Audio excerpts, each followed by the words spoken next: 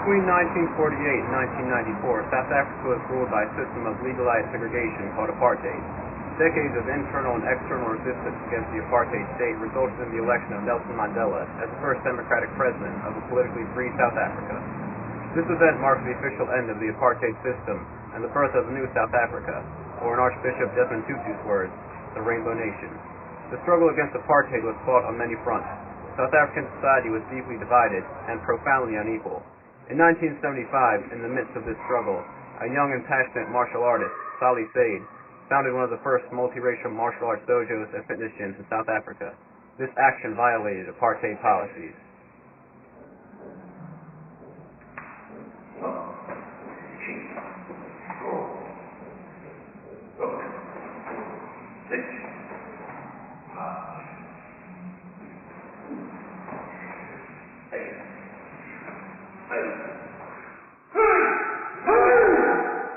South Africa had white, coloured, Indians and black. You see, so the coloured and the black were not the same. South Africa's system of racial classification first separated blacks and whites. The classification became much more complex and used the divide and conquer tactic, creating racial distinctions such as African, Asian, colored, Cape colored, other colored, and Malay.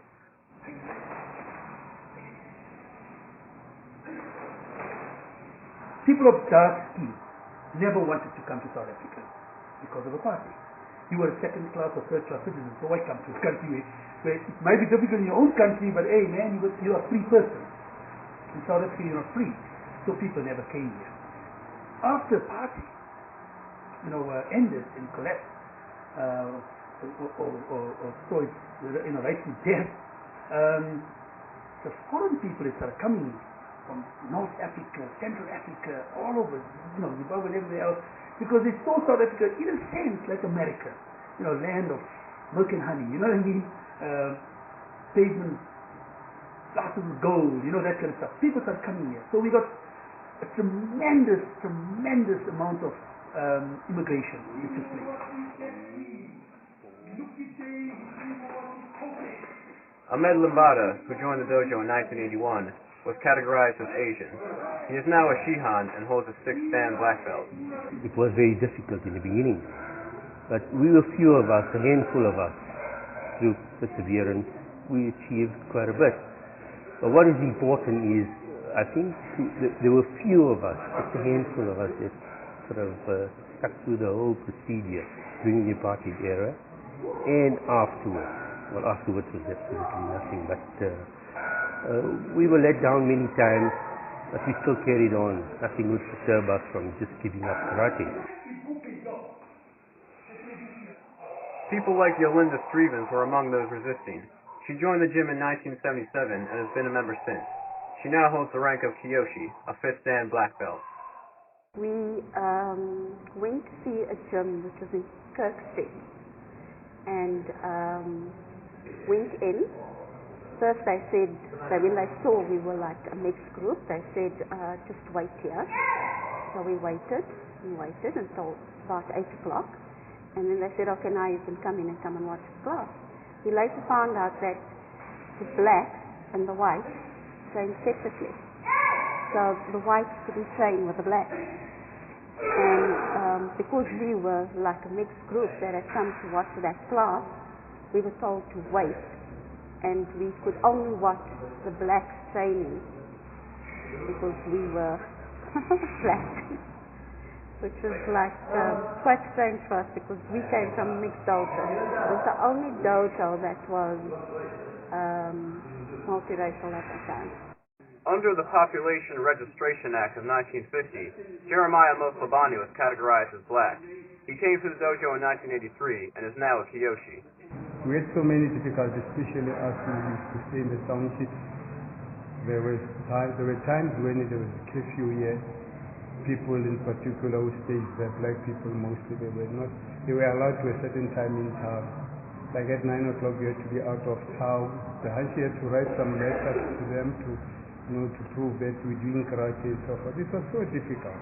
But then we just kept on, until at a later stage, they then said they banned us completely in town. I was the first person of color, so to speak. There were several white people in Johannesburg who already were teaching karate full time, but they were, at that stage very privileged because there was government subsidies given to them. They were teaching. They were in the right place at the right time with the right people. You know what I mean? And they could make a living out of it. Despite racial persecution Sali Said experienced in South Africa, he remained resolute. His 4 decades of dedication to the martial arts eventually earned him the title of Hanshi, an 8th-dan black belt. Hanshi Said and his partner and wife Sensei Shamsa Said manage the dojo and the gym, now located in the Forsberg area of Johannesburg. Men, women, and children of all ages, ethnicities, and backgrounds attend self-defense training, kickboxing, yoga, Pilates, and other fitness classes.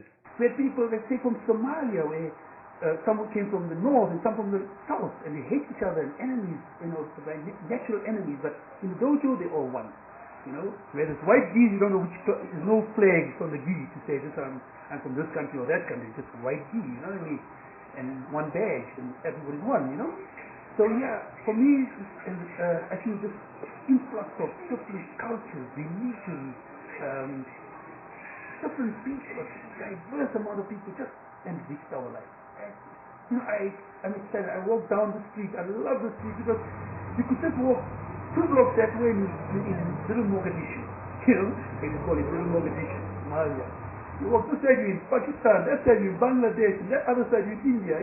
It's all a mixture of people all the time intermingling, doing business and working out together, whatever the case. My dojo, my gym is full of different people, and I just look at it with awe and say, wow, this is amazing. Never thought it would happen in my lifetime, Under the system of legalized segregation, Colin Moothoo was classified as colored. He joined the dojo in 1983, and in defiance of apartheid laws, practiced karate alongside people of different races. He is now a Kyoshi. Here we could vent our emotions, we could talk to different cultures here, people, everything was different. Because you were restricted to talk to whites, but in the dojo we could talk immaterial, whether you were a doctor, a lawyer, and when we were on the floor we were all the same. That was the difference. Zeenat Rajah Hoosen trained at the dojo since she was 9 years old. She grew up in a segregated society while training in one of the few multiracial gyms in Johannesburg. She is a sensei and a 4th-dan black belt. The training at the dojo, like I said, was always open to everybody, so it was the one time that you didn't notice it. At a later stage, when I mixed with other people more and I realized all the things that they got to do when they were kids that we didn't. I suppose when you're younger, you just go on and do what you need to do. Many of South Africa's prominent political activists belong to Hanshi Said's dojo. People like Winnie Mandela came to my gym, and Desmond Tutu's wife came to my gym, and well-known activists like the day editor of the Sowetan, Tami Mazwai, Swaleka Sisulu, the son of Walter Sisulu. They all were members of my class in my gym, and they just loved it. And also, on the other hand, had several police. The CID was actually the special branch that came to join me. Now they came in, the first wave that came, he didn't tell me who they were. It was just white guys that came in and they said they wanted to train. And you can smell a policeman, you always say, you can always smell the guy, And I suspected that these guys were, there was something suspect about them. Anyway, one guy asked me, he said, do you take whites? I said, you're a human being, I take you. You know what I mean? That's what I said to him. I said, if you're human, everybody's welcome. Hanshi Said's training in karate has sustained his open-mindedness and his acceptance of others. He has trained for almost 5 decades. During this time, he traveled around the world studying and teaching martial arts. He practiced in England, the United States, India, New Zealand, Australia, Egypt, and Zimbabwe. He also trained in Japan under legendary karate master, the late Matsuyama, who held a 10th dan, the highest rank in Japanese karate. Hanshi Said was the first African and South African to be inducted into the World Multi-Martial Arts Hall of Fame and World Sports Medicine Hall of Fame. experience in training in Japan was just amazing. I was in uchidashi, which means a full-time student staying in the back in the dormitory. The drum, you hit the drum at 4:30 in the morning, at 5 o'clock sharp. You had to be standing on the floor. And, we looked at about 4 training sessions a day, each 2.5 hour long. So it was just karate, non-stop. Hanshi Sage met his future wife Shamsa when she joined the dojo. Sensei Sage now teaches female-only classes at the gym and credits her husband for the dojo's distinctive atmosphere. He's the one who binds everything here. Everything revolves around him. So yeah, he's the pillar of the dojo. The people my husband teaches obviously must be comfortable with him. He's got grandchildren of people that he taught. He's taught them, he's taught their children, now he's teaching their grandchildren. He's a strict instructor, very, very good, very knowledgeable, without a doubt. Seeing that Hanshi's done it full-time all his life, the knowledge that he's prepared for himself over the years, excellent, absolutely. And if you use the word Hanshi and you're solely involved, it's truly a remarkable achievement that he's done over the years for himself. It's not just doing physically, but mentally, knowledgeable-wise, Hanshi is, I'd say, one of the top instructors in South Africa. He was my first teacher, and I didn't think that there was anybody out there. I've looked, but I didn't think there was anybody out there that could be a better teacher than Hanshi Sali. I think once you join Hanshi, it's something that you join, you're joining a brotherhood. So he's more than just a dojo instructor. I think he's someone that you can look up to. I think the history of his life, the difficulties he had in his life, I think there's a lot of similarities that I had as well. The people that I'm daily associated with, I'm always, many of them tell me, I learn so much from you, but sneakily I learn more from them about life, because I'm always feeling from them what they're doing in their lives, and I'm learning from this. It's just two-way road where, you're learning from them and they're learning from you. We all mingled in the dojo because through Hanshi, and if he wasn't so dedicated doing the style, and we were different styles, but he kept us all going. Different cultures, but he kept us all going, and we were all happy. Just training. We trained Monday to Sunday. That's how we were dedicated. He was dedicated. That's why we stayed.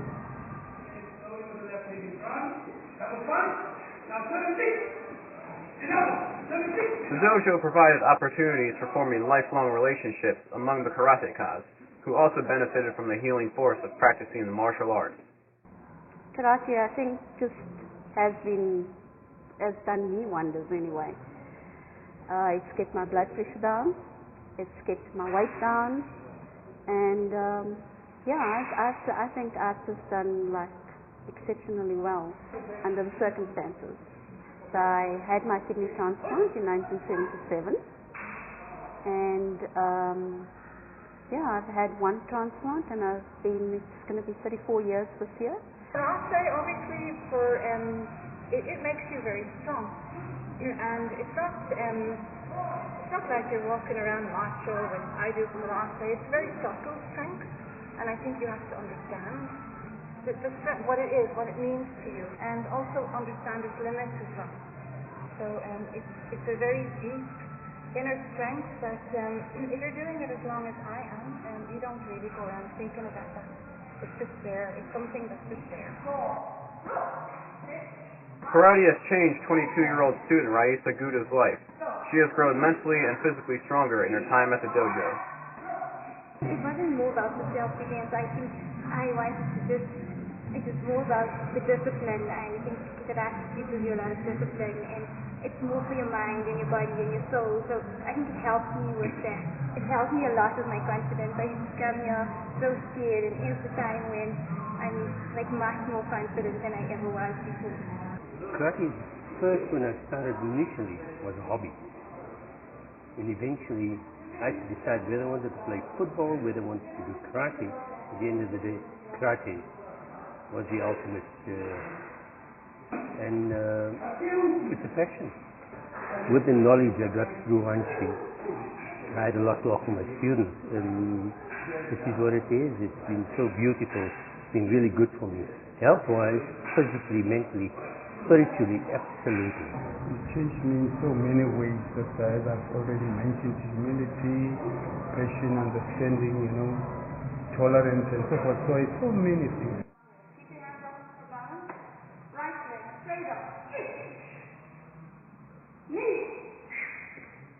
In order to give everyone a chance to benefit from karate, Sensei Said began offering female-only fitness and karate classes. Aisha Ebrahim began with fitness training and then shifted to karate. She now holds the rank of Senpai. We are all women in the class, and we all enjoy it. We're very friendly. Everybody is very friendly here, very helpful to each other, and we love each other. I was approached by the ladies in the community, mostly Muslim ladies, who asked me if I would teach a class for women only. And I think that's about 14 years ago. And that's when Senpai Aisha came, and then gradually the other people came. And that's the class that I say is about the longest running class I've ever heard of. And the people who approached me for that class are still here. Not all of them, people obviously come and go, but the pillars of that class are still here. So we're all growing old together, nice and fit. For me, especially that they have a female class separate, I think I'm more comfortable, and so I prefer that. And I get along really well with people here, and no matter what age they are, they're all friendly, and it's just awesome.